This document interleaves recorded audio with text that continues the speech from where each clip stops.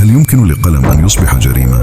في صباح 5 من ديسمبر 1995 خرجت خديجة دحماني من بيت شقيقها في براقي متجهة إلى مقر جريدتها في القبة، تحمل ملف مقالها وحزنا خفيفا في صدرها. خديجة المولودة في سنة 1966 بسيد عيسى درست الشريعة الإسلامية، لكن القلب كان يميل نحو الكتابة. عشق الصحافة رافقها منذ الصغر، وبرزت بصوت قوي وتحقيقات ميدانية في جريدة الشروق العربي.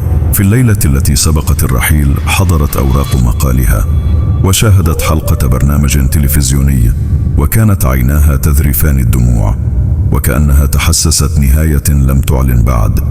نامت وهي تنهد، واستيقظت في صباح ذلك اليوم متأخرة قليلا.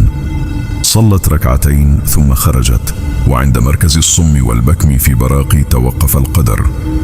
حسب روايات الشهود وأقاربها اعترضها 3 أشخاص بملابس جلدية سوداء ونظارات، حاولوا جرها إلى سيارة فقاومت بشجاعة، لكن صوت السائق جاء صارخا: لا داعي لجلبها، اقتلوها.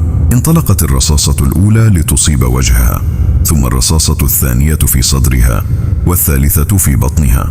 سقطت خديجة وهي تتخبط في دمائها، وسرقوا حقيبتها التي كانت تحتوي على وثائقها ثم فروا. هذه ليست قصة فردية فقط، بل فصل من فصل مظلم في تاريخ بلد ترج فيه الكلمة ثم ترمى في الشارع. 30 سنة تمر على اغتيالها، لكن اسمها باق كصرخة ضد من يريدون إسكات الحقيقة. في سنة 2015 كرم أهل سيد عيسى ذكرها بتسمية المركز الثقافي باسمها، اعترافا بمسيرتها وبقيمة الكلمة التي قدمتها بثمن باهظ.